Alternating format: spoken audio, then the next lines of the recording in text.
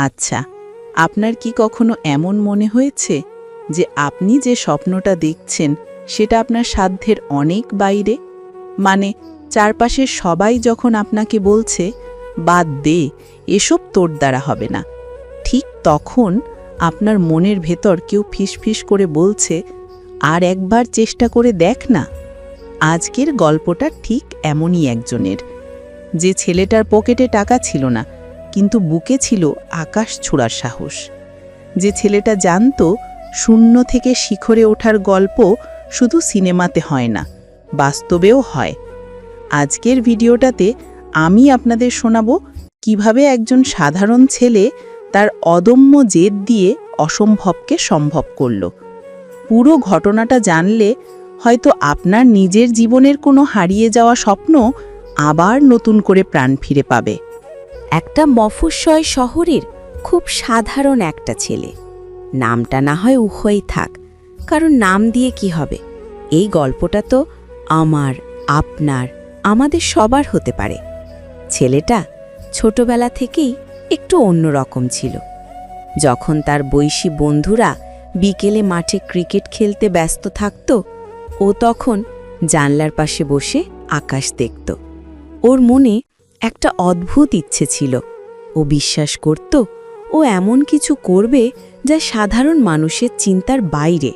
কিন্তু সমস্যা হলো, মধ্যবিত্ত পরিবারের ছেলেদের স্বপ্ন দেখার একটা নির্দিষ্ট সীমা থাকে। সেই সীমানা পেরোতে গেলেই সমাজ, আত্মীয়স্বজন আর অভাব সবাই মিলে তাকে টেনে ধরে। ছেলেটার বাবা ছিলেন একজন সাধারণ চাকরিজীবী। নুন আনতে পান্তা ফুরোনোর সংসার, সেখানে বড় বড় স্বপ্ন দেখাটা এক প্রকার বিলাসিতা। ছেলেটা যখন কলেজে পড়ত, তখন তার মাথায় একটা পোকা ঢুকল। ও নিজে কিছু একটা করতে চায়, উদ্যোক্তা হতে চায়, কিন্তু পকেটে হাত দিলে যেখানে হাতঘড়ি কেনার পয়সা জুটত না, সেখানে ব্যবসা শুরু করার চিন্তা করাটা ছিল বোকামি। তবুও সে তার জমানো টিফিনের টাকা আর টিউশনির সামান্য কিছু টাকা দিয়ে ছোট একটা উদ্যোগ শুরু করল।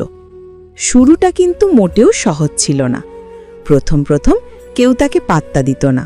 বন্ধুরা হাসাহাসি করত, বলতো, পড়াশুনো করে একটা সরকারি চাকরি কর, এসব করে জীবন নষ্ট করিস না। কিন্তু ছেলেটা কানে তুলো দিয়ে রেখেছিল। সে জানত যারা ঝুঁকি নেয় তারাই ইতিহাস করে। সে সকাল থেকে রাত পর্যন্ত পরিশ্রম করত। রোদে পুড়ে, বৃষ্টিতে ভিজে সে তার কাজের পেছনে লেগে থাকত। মাঝে মাঝে এমনও দিন গেছে দুপুরে না খেয়ে শুধু এক বোতল জল খেয়ে কাটিয়েছে, যাতে সেই টাকাটা তার প্রজেক্টে লাগাতে পারে। কিন্তু জীবন তো আর রূপকথা নয় যে জাদুর কাঠির ছোঁয়ায় সব ঠিক হয়ে যাবে। ব্যর্থতা এলো, আর সেটা এলো খুব বাজেভাবে। প্রায় 2 বছর হাড় ভাঙা খাটুনির পর ছেলেটার জমানো সব পুঁজি শেষ হয়ে গেল। যে প্রজেক্টটা নিয়েও এত স্বপ্ন দেখেছিল সেটা মুখ থুবড়ে পড়ল। এই সময়টা ছিল তার জীবনের সবচেয়ে অন্ধকার সময়। যারা আগে হাসাহাসি করত তারা এবার সুযোগ পেয়ে গেল। বলেছিলাম না, আমাদের মতো সাধারণ ঘরের ছেলেদের এসব মানায় না। এই কথাগুলো তীরের মতো তার বুকে বিঁধত। ছেলেটা তখন ঘরের কোণে নিজেকে বন্দি করে ফেলল।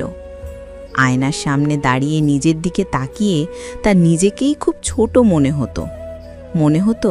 হয়তো ওরাই ঠিক, আমি হয়তো ভুল পথে ছিলাম। কিন্তু ঠিক সেই মুহূর্তেই তার মনে পড়ল মায়ের বলা একটা কথা। মা বলতেন, বাবা, সূর্য ডোবার পর অন্ধকার নামবেই, কিন্তু তাই বলে সূর্য কি পরদিন উঠতে ভুলে যায়? এই একটা কথা যেন তার নিভে যাওয়া প্রদীপে আবার তেল ঢেলে দিল। সে আবার উঠে দাঁড়াল, তবে এবার আর আবেগে নয়। এবার সে নামল পরিকল্পনা করে। সে বুঝতে পারল তার আগের কাজে ভুল কোথায় ছিল। সে শিখতে শুরু করল। ইউটিউব ঘেটে, বই পড়ে, সফল মানুষদের জীবনী পড়ে সে নিজেকে নতুন করে তৈরি করতে লাগল। এই সময়টা ছিল তার নিজেকে গড়ার সময়। সে কোনো তাড়াহুড়ো করল না। সে জানত ধৈর্যই সাফল্যের চাবিকাঠি। আবার নতুন করে শুরু হলো লড়াই।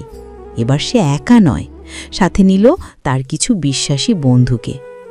রাত জেগে কাজ করা, নতুন নতুন আইডিয়া বের করা আর সেটাকে বাস্তবে রূপ দেওয়া। কাজ করতে করতে অনেক সময় মনে হতো শরীর আর চলছে না, কিন্তু মনের জোর তাকে থামতে দিত না। সে জানত তাকে পারতেই হবে, কারণ এটা শুধু তার একার স্বপ্ন নয়, এটা তার বাবা মায়ের স্বপ্ন, যারা তাকে নিয়ে অনেক আশা করে বসে আছেন। দেখতে দেখতে আরও একটা বছর কেটে গেল। এর মধ্যে ছোট ছোট কিছু সাফল্য আসতে শুরু করলো, কিন্তু ছেলেটার লক্ষ্য ছিল আরও বড়।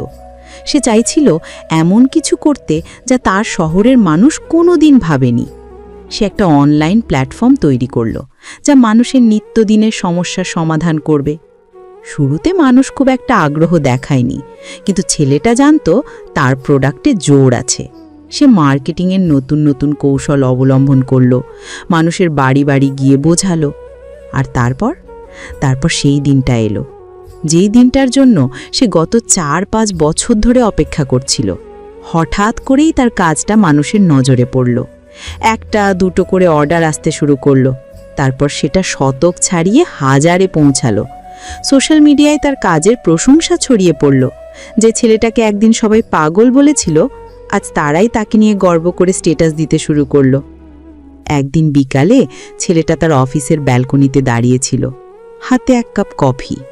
নিচে তাকিয়ে দেখল শহরের ব্যস্ত রাস্তা, আর মনে পড়ল সেই দিনগুলোর কথা, যখন তার পকেটে রিক্সা ভাড়াও থাকতো না, হেঁটেই মাইলের পর মাইল পথ পাড়ি দিত। আজ তার নিজের গাড়ি আছে, অফিস আছে, আর সবচেয়ে বড় কথা, মানুষের ভালোবাসা আছে। সে আকাশের দিকে তাকিয়ে একটা দীর্ঘশ্বাস ফেলল। না, এটা কষ্টের শ্বাস নয়, এটা স্বস্তির শ্বাস। সে প্রমাণ করে দিয়েছে যে পরিস্থিতি যত কঠিনই হোক না কেন, মানুষ যদি হাল না ছাড়ে, তবে তার স্বপ্ন পূরণ হবেই। আসলে কি জানেন, আমরা সবাই স্বপ্ন দেখি, কিন্তু স্বপ্নের পেছনে ছোটার সাহস সবার থাকে না। আমরা ভয় পাই, সমাজ কি বলবে, লোকে কি ভাববে, এই ভয়েই আমাদের অর্ধেক স্বপ্ন মরে যায়। কিন্তু এই ছেলেটা আমাদের শেখালো যে লোকে কি বলল তাতে কিচ্ছু যায় আসে না। দিন শেষে আপনার জীবনের লড়াইটা আপনাকেই লড়তে হবে। ছেলেটার এই জার্নিতে একটা জিনিস খুব গুরুত্বপূর্ণ ছিল, সেটা হলো ধারাবাহিকতা। সে একদিন অনেক কাজ করল আর 3 দিন বসে থাকলো, এমনটা করেনি। সে প্রতিদিন একটু একটু করে এগিয়েছে।